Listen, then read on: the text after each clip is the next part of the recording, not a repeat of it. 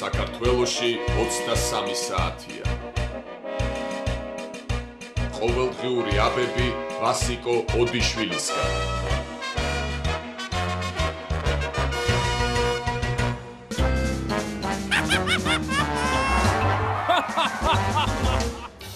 მოკლედ საქართველოს შემოესევა გველეშაპი და იტყვის ყოველ დღე თითო ნაცმოძრაობის წევრი უნდა მაჭამოთო, თორემ ყველას ერთიანად შეგჭამთო. ხალხიც დათანხმდება და ყოველ დღე თითო წევრი მიხავთ შესაჭმელად. ბოლოს ერთი იტყვის, ასე ყველანი გავწყლები და მოდით ოპოზიციონერი ვისაუქნათ, მოვიპარო და ვაჭამოთო. უცებ არ გაიგოს ახლა გველეშაპა ნაციონალია თუ ოპოზიციონერიო. მოიპარავენ ოპოზიციონერს და წაუყვანენ გველეშაპს. გავა რამდენიმე დღე და გველეშაპი აღარ გამოჩნდება.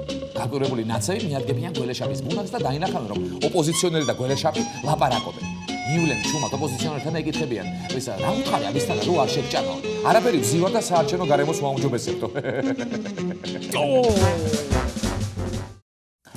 ჩემი მაღალი ურეკავს მუამარ კადაფს და ეკითხება, რა შვები შენ ახლა აღარაფერს აღარ მომბავო და მუამარი ეუბნება, არა დავიღალეო. მაღალი ეუბნება, კარგი რა შენ თუ ჩემის მახარ, გადი ქუჩაში და ვიქ ვიღაცა სახეში ხიან ვინმეს მუცეში წიხლი ჩააზილეო რა. მუამარი კიდე ეკითხება, კი მაგრამ რატომო და მაღალი პასუხობს, აბა რა უქნა ახლა შენთან ლიბიაში თუ მშვიდობა იქნა, ჩემთან ბენზინი რა მიზეზით გავაძვირო.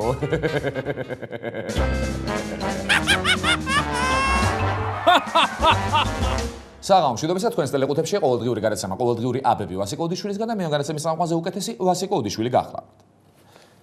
ქალაქში ყველაზე პატიოსანი და ალალი ყომარბაზი საქართველოს ლატარიის კომპანია ბაზარზე ახალი თამაშობით იჭრება. ეს პატიოსანი კომპანია ხვალიდან კრესტიკ ნოლიკს გვეთამაშება.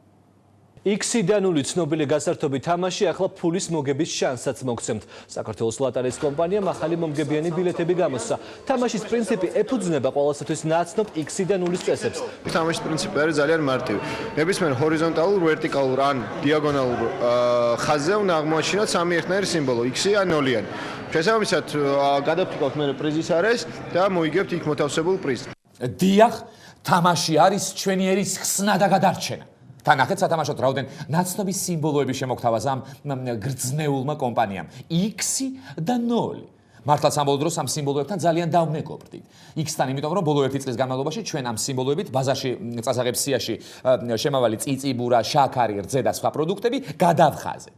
რაც შეეხება 0-ს, 0-იც ძალიან ნაცნობი სიმბოლოა ჩვენთვის, რადგან ჩვენს ოჯახში გაერთიანებული კომუნალური ქვითრის, ესე იგი მობრძანების შემდეგ სწორედ 0 ლარი რჩება ჩვენს ჯიბეებშიც და საბანკო ანგარიშებზეც.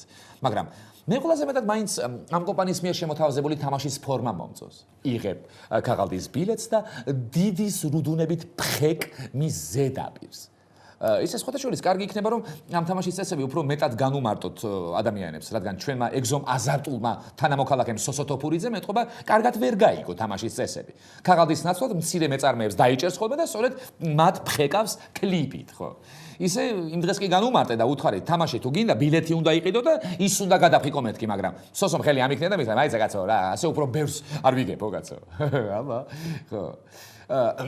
განვაგრძოთ ამ წმინდა ლატარიის გარშემო საუბარი. გუშინ საინფორმაციო სააგენტო პირველი კომჯიმ უფრო ღრმად ჩაგვახედა ამ კომპანიის კეთილსაქმიანობაში და შემდეგი სათაურის სტატიაც შემოგთავაზა. საქართველოს ლატარიის კომპანია მომხმარებელს ახალ მომგებიან ბილეთს X და 0-ს სთავაზობს. სტატიაში კომპანიის შესახებ შემდეგ სიტყვებს კითხულობთ. ცნობისთვის საქართველოს ლატარიის კომპანია მოგების გადასახადის გარდა საქართველოში კულტურასთან და სპორტთან დაკავშირებული საქმიანობის ხელშეწყობაში უაღრესად დიდ წვლილს და დიდ როლს თამაშობს. ეს ყველაფერი ლატარიისთვის სპეციალურად განსაზღვრული 21.5%-ის დაბეგვრით მიღებული თანხის სახელმწიფო ბიუჯეტში გადახდის შედეგად ხორციელდება. აღსანიშნავია, რომ მომენტალური გათამაშების, მომგებიანი ბილეთის და ლოტოს ბილეთების საერთო გაყიდვებიდან მიღებული შემოსავლის 45%-ზე მეტი საპრიზო ფონდში ბრუნდება, რაც მოთამაშეებს მოგების მაქსიმალურ შანსს აძლევს. უი, როგორი მორცხვი და მორიდებული ყოფილა ეს კომპანია. მარტო სპორტი და კულტურა ახსენა. იმას კი არ იტყვის ხალხსაც რომ ეხმარება. დიახ, ეხმარება, აბა სხვა რომელ კომპანია შეუძლია 2 ბილეთით და 3 თევზით 3 მილიონი კაცი ტელეეკრანს მიაჯაჭვოს და შიმშილი სრულიად მიავიწყოს. ერთი ქრისტე ღმერთმა შეძლო ეგ და მეორე ამ კომპანიამ. ისე ხელწერაზე კი ვატყობ, ამ კომპანიის სიახლოვეს ჩვენი ყოფილი თავდაცვის მინისტრი დავით კეზერაშვილიც უნდა ტრიალებდეს. ეტყობა მინისტრობიდან წასვლის შემდეგ დამლაგებლად დაიწყო მათ მუშაობა, ხო? და სწორედ დავითს უყვარდა ხოლმე ხალხისთვის მათივე ქონების 45%-ის დაბრუნება. კი. მახსოვს ერთხელ კაფე ნიკალაში რომ მიუვარდა ხალხს და კალაშნიკოები რომ მიაბჯინა კეფაზე, ხო? და სწორედ ეგრე უთხრა მაშინ, აბა, თქვენი შეკვეთილი კერძების 45% მირთვი და აქენა დაახვიეთო. ეგ კი არა. თვითონ ნიკალას მეპატრონეებსაც ეგრე უთხრა, რაც შემოსავალი გაქვთ, მაგის 65% წააგეთ, მაგრამ რა გინდათ 45 ხომ დაგჭათო? ხო. პარტნიორმა, ჩვენმა მეგობარმა და ჩვენმა მამამარჩენალმა ამერიკამ თქვა, რომ რუსეთი და ჩინეთი არ მეპიტნავებიანო. არაო. ჯეიმს კლეპერის განცხადებით, ამერიკა მომაკვდინებელ საფრთხეს არა ტერორისტებისგან, ირანისგან ან ჩრდილოეთ კორეისგან, არამედ რუსეთისა და ჩინეთისგან უნდა ელოდოს. რაც შეეხება შეერთებული შტატებისთვის მომაკვდინებელი საფრთხის შემცველ ქვეყნებს, საკუთარი შესაძლებლობების გათვალისწინებით, ეს რუსეთი და ჩინეთია, მათ სტრატეგიული ბირთვული იარაღი გააჩნიათ. რა? ჩემი ამერიკა ამბობს, რომ რუსეთი და ჩინეთი მისთვის მომაკვდინებელ საფრთხეს წარმოადგენსო. გაიგე ჩემო მაღალო, შენი ამერიკა გასაჭირშია და შველას ითხოვს. შენ რისი მაღალი ხარ ამერიკას თუ არ გადაეფარე. აბა, თელიერი დავირაზმოთ ამერიკის გადასარჩენად. ყველა ერთისთვის და ერთი ამერიკისთვის. დაგერხათ შინელებო და რუსებო. ო, სანამ ამერიკამდე მიხვალ, ჯერ ჩვენ უნდა დაგჯავნოთ. სანამ ცოცხლები ვართ ამ ტერიტორიაზე არ გაგატარებთ. ჯოჯოხეთში ჩამოყვებით და ამერიკას არ დაგაჩაგრინებთ. აბა მაღალო, მარჯვნიდან შენ მოუარე მოსკოვს და მე კიდე პირდაპირ პეკინში შევიჭრები და ავაოხრებ. მაღალო, სად გარბიხარ მაღალო? სად გარბიხარ ამერიკა დასაცავი კაცო. ეგ არაფერი, თელიერი ვიბრძოლებთ და გავიმარჯვებთ. ან ისევ მაღალი პრეზიდენტად.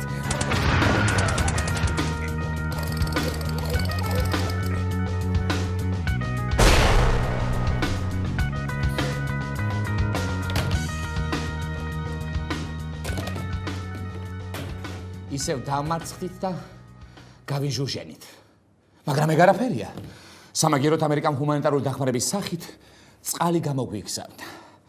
ერთ წუთით.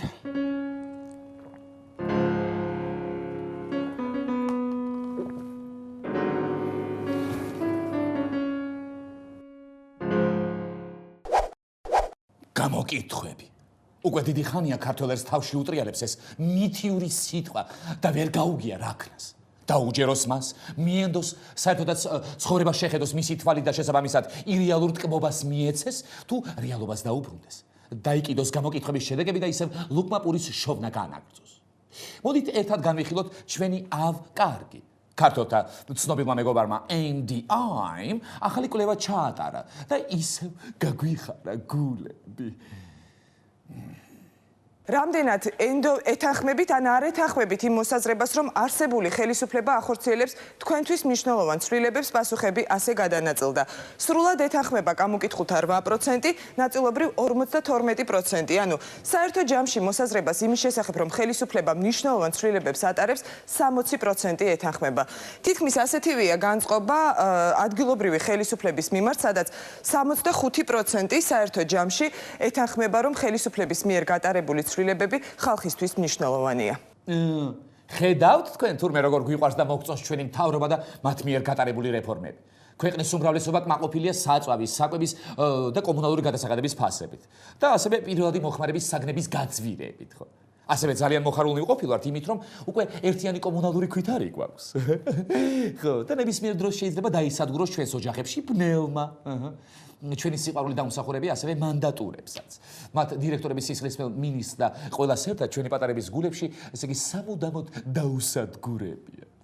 თურმე ხალხის უმრავლესობას ისიც ძალიან გახარებია საქართველოს მთავრობამ გაჭირვების ჟამს $300 მილიონ რომ შეგვიძინა დონალდ ტრამპის სახელი და ასე შემდეგ, მაგრამ აქ კიდევ ერთი პატარა ფაქტუკაზია ყურადღება გასამახვილებელი, რომელიც რუსთავი 2-მა შეუმჩნევლად შემოგვაპარა. აი ცუცოტათი, ხო? აი მეტი დამაჯერებლობისთვის. რამდენად ეთანხმებით ან არ ეთანხმებით იმ მოსაზრებას, რომ არსებული ხელისუფლება ახორციელებს თქვენთვის მნიშვნელოვან ცვლილებებს, პასუხები ასე გადანაწილდა. სრულად ეთანხმება გამოკითხულთა 8%, ნაწილობრივ 52%. ანუ საერთო ჯამში მოსაზრებას იმის შესახებ, რომ ხელისუფლება მნიშვნელოვან ცვლილებებს ატარებს, 60% ეთანხმება. ესე იგი, სრულად ეთანხმება 8%, ხოლო 52% ნაწილობრივ ეთანხმება. ანუ შესაბამისად ნაწილობრივ არც ეთანხმება. მაგრამ ჩვენი დროის მედია გმირმა თამარმა ეს არ თქვა და უფრო მეტიც მან მოსახლეობის 52%, რომელიც ნაწილობრივ არ ეთანხმება ჩვენი ხელისუფლების დადებით პერსონაჟობას, აიღო და გაზრდის მიზნით ამ მცირე 8%-ს შეუერთა, რომლემაც ალბათ უფრო სახელმწიფო სამსახურის შენარჩუნების მიზნით თქვეს. მთავრობა შესანიშნავიაო, ხო? მოკლედ, ერთი სიტყვით, ასე მოგვაწონეს ქართველების 60%-ს მთავრობა, მათი რეფორმები და ჩვენთვის უკვე ესოდენ საყვარელი და მშობლიური ხელკეტები. მე მინდა ერთი ახლად შეცვლილი ანთაზით დავამთავრო ამ თემაზე საუბარი. ერთ ბრძენ კაცს უთქვამს, ქართველებს რაც ენდიანი დაგვაკლო, რუსთავი ორმა შეგვივსო. ხო. ახლა აბების ეთერში რეკლამიცინის მიღების დროა. რეკლამიცინი ჩვენს ეთერში. კვლევითი ორგანიზაცია NBA იღებს შეკვეთებს თქვენთვის სასურველ კვლევებზე. თქვენთვისვე სასურველი შედეგების გარანტიის მოცემით. თუ შედეგით უკმაყოფილო დარჩებით, კომპანია კვლევას უკან მიიბრუნებს. უბრალოდ ტელეკომპანია წლისთავი 2-ს დაანავაროტებინებს და უკვე თქვენთვის სასურველ ვერსიას გადმოგცემთ. ქართული კვლევები, რაც მაღალს მოსდომებია, კვლევებით უჩვენებიათ.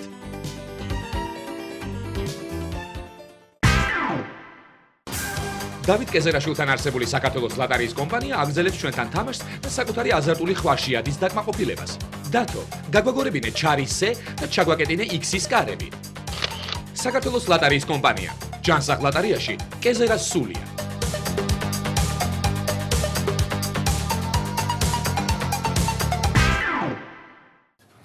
მანდატურები. ეს ხალხი მუხჩაუხელად შრომობს, რომ დანაშაულის პრევენცია მოახდინოს. რაღა დაგიმალოთ და შედეგი მართლაც რომ უზარმაზარი აქვთ. კი. დანები, ხელკეტები, კასტეტები და პნევმატური პისტოლეტები ეს შეიარაღება თბილისის სკოლებიდან ბოლო 6 თვის განმავლობაში არის ამოღებული. საბრძოლო არსენალი თბილისის საჯარო სკოლებიდან სასწავლო საათებში ამოღებული. რკინის ხელკეტები, პნევმატური პისტოლეტები, დანები, კასტეტები და ხელნაკეთი იარაღი მე-6 მე-7 კლასელებს ჩამოართვეს. ძალიან კარგია, როცა მანდატურები ზრუნავენ სკოლაში მოზარდების უსაფრთხოებაზე. ამ კადრების ნახვის შემდეგ მხოლოდ ინტრიგანი თუ იტყვის, რომ მანდატურები მოსწავლეების უფლებებს ლახავენ.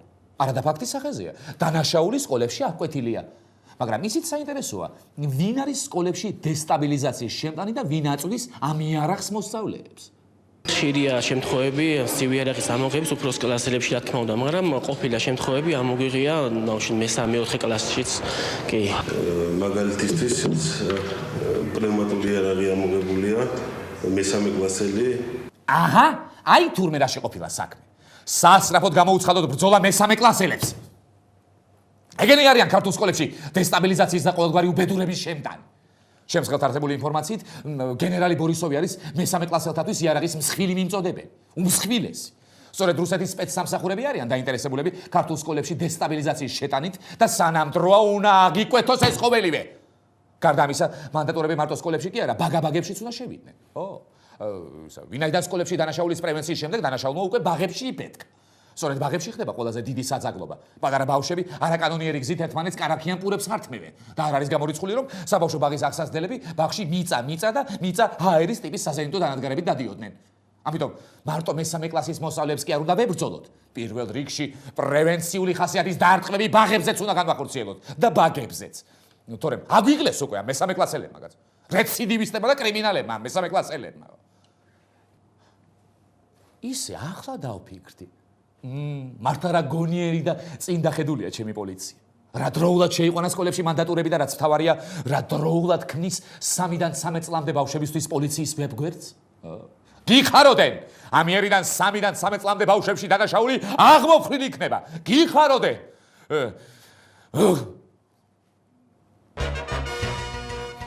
გრძელდება ქვეყანაში ინვესტიციების შემოდინება და ქვეყნის ინფრასტრუქტურის მკვეთრით აღდგომა. შესაბამისად, ხელისუფლება ინვესტორებს დროდადრო სხვადასხვა ჯილდოებით ასაჩუქრებს. ბათუმის შერატონში აჭარის საუკეთესო ბიზნეს კომპანიები დააჯილდოვეს. წლის საუკეთესო ინვესტორი 90 მილიონი დოლარის ინვესტიციით კომპანია ნურულ ჯორჯია გახდა. წლის ყველაზე მსხვილი დამსაქმებელი ბათუმ ტექსი, მსხვილი გადამხდელი კი ბათუმი ოილ ტერმინალი. ასე ხელისუფლებას დაუსაჩუქრებელი არავინ რჩება. არც მსხვილი გადამხდელი, არც მსხვილი დამსაქმებელი და საერთოდ არავინ. თუმცა მე თუ მკითხავთ, ხელისუფლება არ იქცევა სწორად. ნუ თუ სხვა მსხვილი გადამხდელები არ ყავს. ვისოლი გაყიდული 1 ლიტრი ბენზინის საფასურიდან 50 თეთრს რომ ნაციონალურ მოძრაობას უხდის, ეგ რა არ ითვლება მსხვილ გადასახადად? დიახაც რომ ითვლება. მაგრამ ჩემი ხელისუფლება ნეპოტიზმს ებრძვის და არაფრის დიდებით არ დაუშვებს იმას, რომ თავის დაქვემდებარებაში არსებულ ბიზნეს კომპანიებს, ესე იგი, სხვებზე წინ რომ დააყენოს. ვერ წამოწევს წინ, ვერ. ისე, მე თუ მკითხავთ, მსხვილ გადამხდელთა ნომინაციაში ჩვენ, ჩვეულებრივ ხალხს უნდა გაგვემარჯვებინა. ხო, ჩვენ. განა ჩვენ რა, მსხვილი გადამხდელები არ ვართ. განა გაათმაგებული პროდუქტების შეძენას იმ წირი ხელფასებით თუ რა თქმა უნდა საერთოდ გვაქვს ხელფასი და იმ გადასახადების გადახდას, რომელსაც ჩვენი სახელმწიფო გვაკისრებს, შნოდა მოხერხებულობა არ უნდა? დიახ, ჩემო თანამემამულენო. ყველაზე მეც ბიუჯეტში ჩვენ ვიხდით, მაგრამ მეტის ღირსები ვარ. არ უნდა აგვიყვეთ 30 ლარიანი ვაუჩერები და მე ნახავდით მთელი რომ დავჯილდოვდებოდით მსხვილ გადამხდელთა კატეგორიაში და გვარიან ჯილდოსაც ავიღებთ. არა, არ ვარგივართ. არა. ვაიმე, ეს რა სასიხარულო ინფორმაცია გავიგე ხალხო. ვიშ რა მიხარია. ჩემი კოლეგები ყველაზე რეიტინგულები და ყველაზე დამოუკიდებლები ყოფილან ამ დემოკრატიულ ქვეყანაში.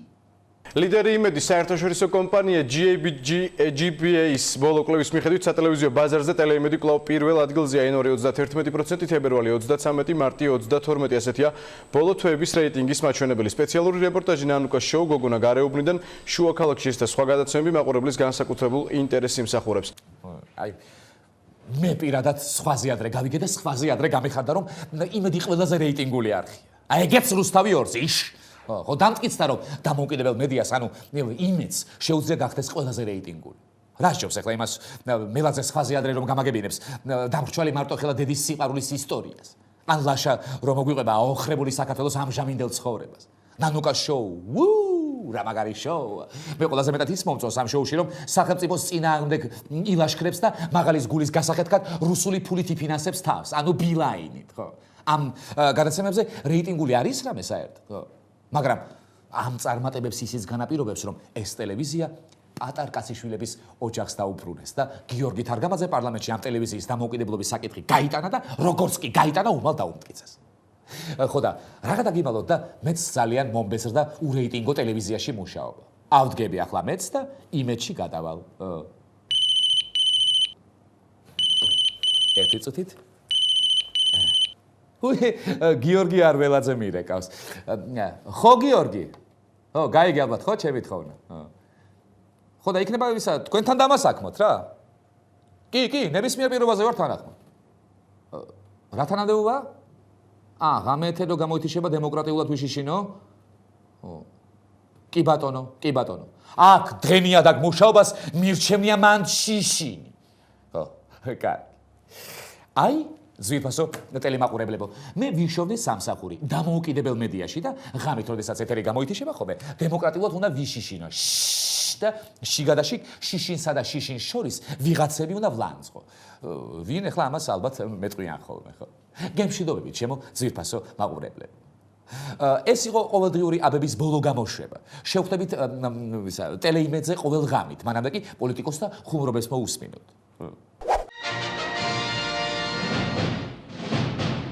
მეხუთე ადგილი.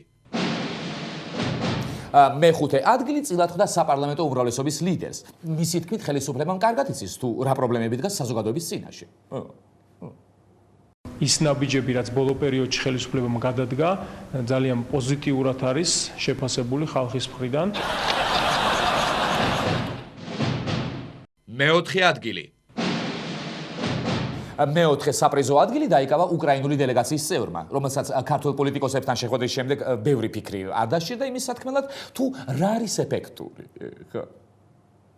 ჩვენ გავუზიარეთ ერთმანეთს გამოცდილება და შევაჯერეთ მოსაზრებები. გავეცანით თბილისის საკრებულოს საქმიანობასა და გატარებულ რეფორმებს. ფიქრობ, ეს ძალიან საინტერესო და ეფექტური რეფორმებია.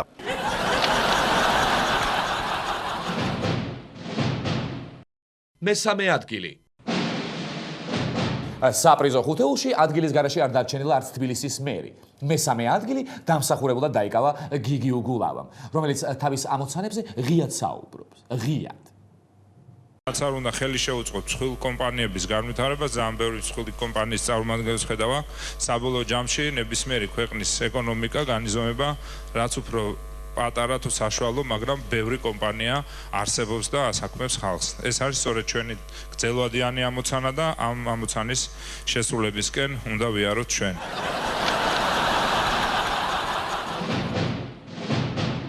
მეორე ადგილი. მეორე ადგილზე გავიდა უცხოელი ექსპერტი, რომელიც აღფრთოვანებულია ქართული და საერთაშორისო კანონმდებლობის მსგავსებით. საავტორო უფლებების კანონი თქვენს ქვეყანაში შესაბამისია საერთაშორისო ნორმებთან. პირველი ადგილი. და პირველი ადგილი დაისაკუთრა არა ერთმა, ან თუნდაც რამდენიმე პიროვნებამ, არამედ კვლევამ, რომლის შედეგებიც NDI-ს ხელმძღვანელმა გააჟღერა. NDI-ს კვლევებმა აჩვენა, რომ ხელისუფლება მოსახლეობისთვის მნიშვნელოვან რეფორმებს ახორციელებს.